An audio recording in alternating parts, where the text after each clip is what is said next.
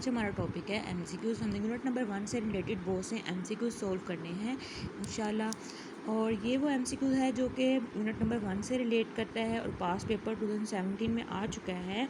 Which of the following represent different isotopes of the same element. हमें पता है कि जो आइसोटोप्स होते हैं उनके इलेक्ट्रॉन और प्रोटॉन नंबर सेम होते हैं लेकिन न्यूट्रॉन नंबर डिफरेंट होते हैं। अब हमें इनमें से देख लेने हैं कि कौन से ऐसे एलिमेंट्स हैं जिनके इलेक्ट्रॉन और प्रोटॉन नंबर सेम है लेकिन न्यूट्रॉन नंबर में बी डिफरेंट। ये देखें 12 प्रोटॉन है 12 इलेक्ट्रॉन है, इधर भी 12 प्रोटॉन है 12 इलेक्ट्रॉन है लेकिन न्यूट्रॉन नंबर 11 और 12 है, तो ये एक दूसरे के आइसोटोप्स हो सकते हैं। अब एक एमसीक्यू आया है, लास्ट पेपर में आया था कि ये एलिमेंट है SC3479 + 2। आपने इसके करेक्ट नंबर ऑफ पार्टिकल्स बताने हैं। नंबर ऑफ पार्टिकल्स से मुताबिक क्या मतलब है?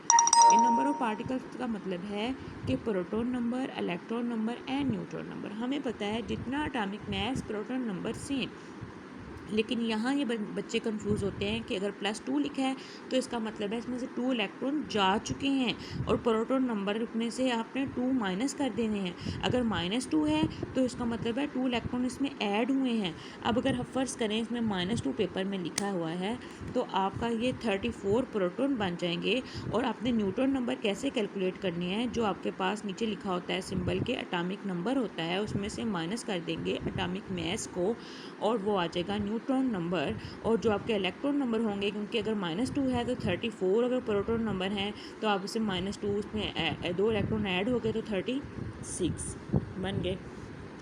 अब हम कुछ और एमसीक्यूज जो हैं, अब मेरे पास ये कारवान वालों की या डोगर ब्रदर्स की बुक पड़ी हुई है, इसमें हम एमसीक्यूज सोल्व करते हैं। पहले हमने देखें डायमीटर ऑफ एटम, ये मुझे लगता है पेपर में आया था। डायमीटर ऑफ एटम आपको पता है क्या होता है, ये पेपर लिखा मैं नोट्स में भी दिया है, 2 × 10⁻⁻10 मीटर होता है। अब इसको अगर नैनोमीटर में चेंज करना है तो हम कहते हैं कि 0.2 नैनोमीटर। क्यों? हमें पता है कि जो हमारे पास 1 नैनोमीटर होता है वो इक्वल होता है 10⁻⁻9 के, और हम अगर 10⁻⁻9 के इक्वल होता है तो हमारे पास तो 10⁻⁻10 है, तो हम क्या करेंगे 0 पॉइंट माइनस है ना, तो 0 पॉइंट के बाद ये फिगर आएगी 2 और नैनोमीटर आ जाएगा। अब हमें पता है कि मैस पे डिपेंड नहीं करता, वॉल्यूम जो होता है, अगर हमारे पास एलिमेंट्स जो हैं वो सेम हैं, उनके मोल सेम हैं, अगर ड्रॉस नंबर में उनके नंबर ऑफ पार्टिकल सेम हैं तो उनका वॉल्यूम एंड टेम्परेचर और प्रेशर पे सेम होगा 2.24 dm3। आइसोटोप्स डिफ़र करते हैं नंबर ऑफ न्यूट्रॉन्स के लिहाज से और एम्पिरिकल फार्मूला सबका होता है। For which of the following the term empirical formula can not be applied, it can be applied to all. What is the, आज हम इसके पहले जो हमारा सेशन होगा उसमें हम इसके 30 MCQs कर लेते हैं, उसके बाद नेक्स्ट 30 कर लेंगे। What is the correct relationship between empirical and molecular formula.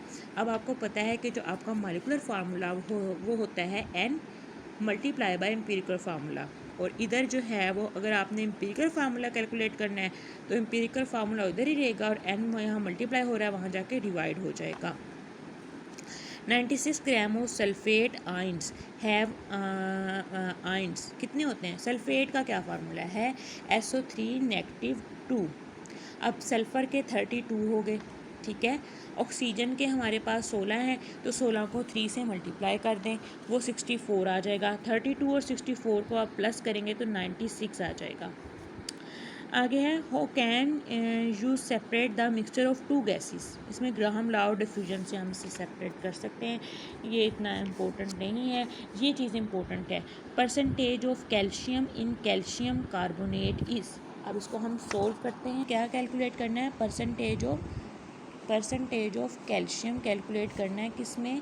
In CaCO3 में। अब कैल्शियम हमें पता है, CaCO3 का पहले हम इसका मॉलिक्यूलर इसका जो हमारे पास आता है मॉलिक्यूलर मास वो कैलकुलेट करते हैं। Ca का 40 होता है, कैल्शियम का कितना कार्बन का कितना होता है 12, ऑक्सीजन का अगर 16 है, 16 को 3 से मल्टीप्लाई करें तो 64, टोटल इसका आ जाता है 100, और कैल्शियम का हमें पता है कि होता है 40। अब 40 × 100 करेंगे और परसेंटेज क्या है 100, क्योंकि हमारे पास परसेंटेज हमने किसी कंपाउंड की कैलकुलेट करनी हो, किसी एलिमेंट की, तो परसेंट उसमें हमने उसका मॉलिक्यूलर मास और कंपाउंड का मॉलिक्यूलर मास मल्टीप्लाई बाय 100 कर देते हैं। अब ये वाले 100 तो इससे डिवाइड हो कट के 40% आंसर आ जाएगा। अच्छा जी,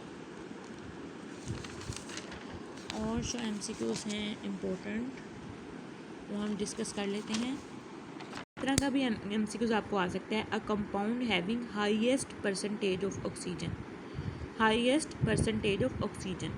अब आपको नहीं पता, अब आप क्या करेंगे, यही वाला फार्मूला अप्लाई करेंगे। सबसे पहले हम वाटर जो छोटा है उसका करके देख लेते हैं, H2O।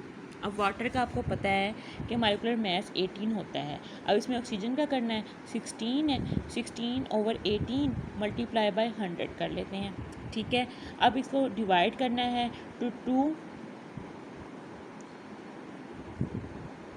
18, अब ये हो जाएगा 800, 9,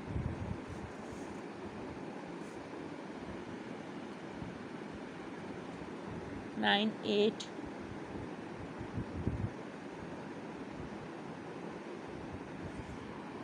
88 पॉइंट कुछ परसेंटेज इसमें बन जाएगी, बस आपने अंदाज़ा लगाना है।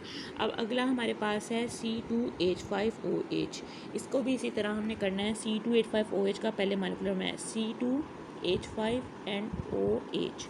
कार्बन का 12 होता है, यहाँ 24 है, 5 है, 16 है और 1 है। अब 24, 17 और 5,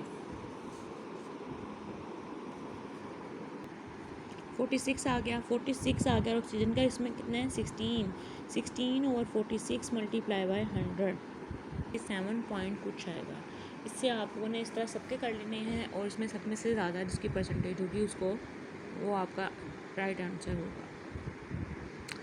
What are the ratio among the volumes of gases 32 to 2H2 and if they take the equal masses? तो इनकी क्या है, वॉल्यूम की क्या रेशो होगी अगर इनके मैसेज क्या हों, सेम हो।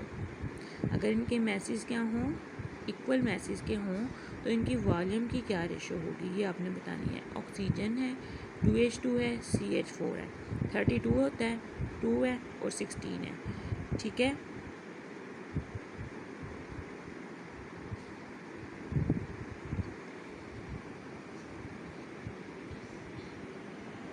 ये MCQs गलत दिया हुआ है, इसके आंसर्स गलत हैं। The percentage of oxygen in NaOH हम कैलकुलेट कर लेते हैं।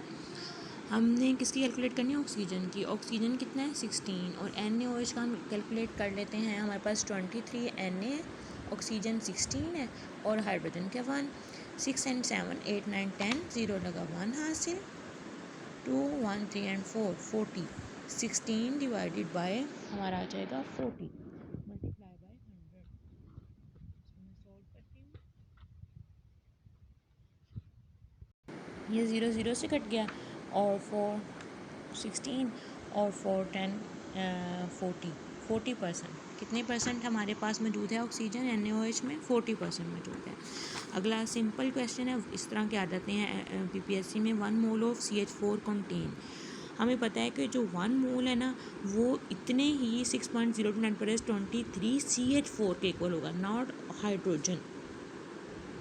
लिखना है 4 ग्राम एटम ऑफ हाइड्रोजन, इसमें कितने हाइड्रोजन के एटम्स हैं, 4 हैं, तो इसके इक्वल होगा। अच्छा जी, अब एक क्वेश्चन और हम कर लेते हैं, उसके बाद हम नेक्स्ट सेशन में कर लेंगे। क्वेश्चन जो रिलेटेड हो इससे वही करेंगे। ये एक ट्रिकी क्वेश्चन है। The empirical formula of compound is CH2O and it's molecular mass is 120। The molecular formula of the compound क्या होगा। अब देखें क्या है, हमारे पास CH2O है।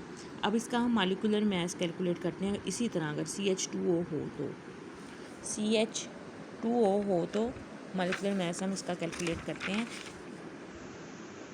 इसका अगर इस तरह मॉलिक्यूलर मास हम कैलकुलेट करें तो 30 आता है।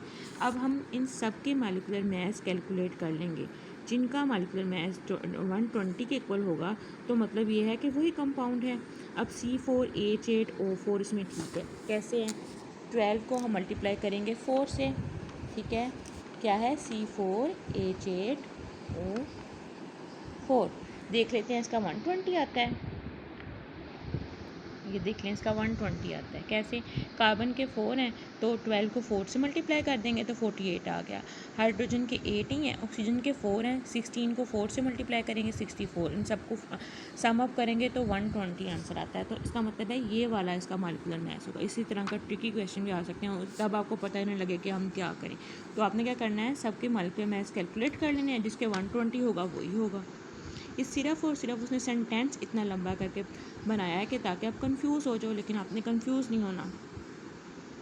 नेक्स्ट हम डिस्कस करते हैं, इससे रिलेटेड ही कुछ क्वेश्चन डिस्कस करेंगे। वीडियो थोड़ी लंबी हो रही है, आपने एंड तक देखनी है। उसके बाद हम नेक्स्ट इंशाल्लाह इसी चैप्टर को जो है वो हम गो थ्रू करते हैं अच्छी तरह, क्योंकि इसमें से काफ़ी एमसीक्यूज आ जाते हैं। ज़्यादातर आइसोटोप से रिलेटेड आएंगे, मॉलिक्यूलर मास से रिलेटेड आएंगे, और कुछ ऐसे होंगे जो इक्वेशंस को हमने कंपैरिजन करके जो है वो करना है, कैलकुलेट करना है। सब्सक्राइब करें मेरा चैनल, अगर वीडियो अच्छी लगती है तो लाइक करें और कमेंट ज़रूर कीजिएगा कि आपको समझ आ रही है कि नहीं आ रही।